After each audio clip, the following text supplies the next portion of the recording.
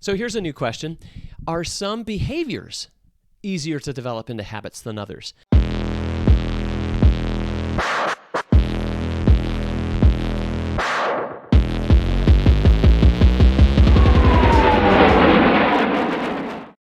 And again, probably not a surprise, but the answer is yes.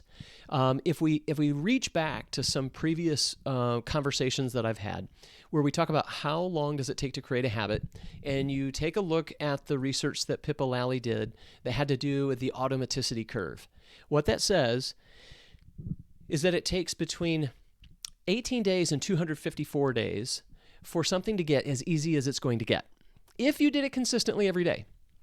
However, that's quite a big range.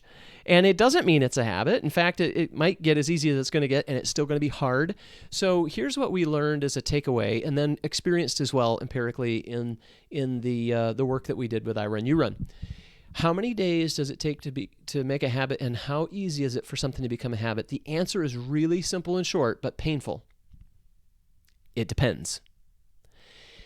It depends on a lot of factors. It depends on you. So you may be more or less inclined to track behaviors. If you're one of those people who doesn't like to track, you don't like to actually monitor yourself or check in or follow a system, then you're not getting the feedback that you need. Unfortunately, famous quote from my friend Jim Lair at the Human Performance Institute, we all possess an infinite capacity for self-deception.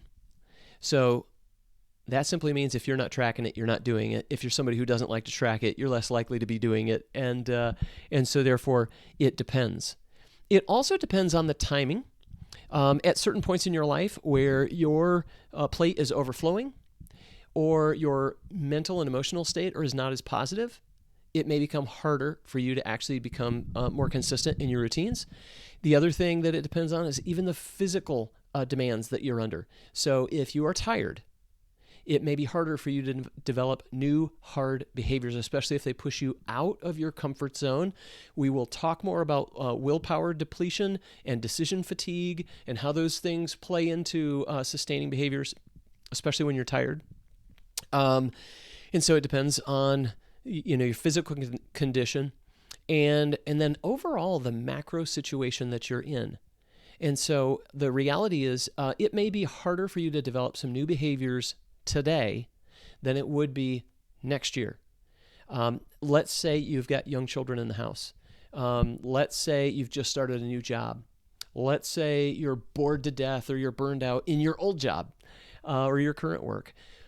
All of those can play a factor in how challenging it's going to be for you to stick to new behaviors. So rather than try to get to the magical number and figure out, oh my gosh, there's a silver bullet solution where things just become easy and automatic, I would tell you don't do that. Understand that the answer is it depends. It depends on you. Oh, I didn't talk about the other thing. It depends on the behavior. The behavior itself is going to have a big impact on whether it's something you can adopt easily or something that's going to be hard for you to sustain.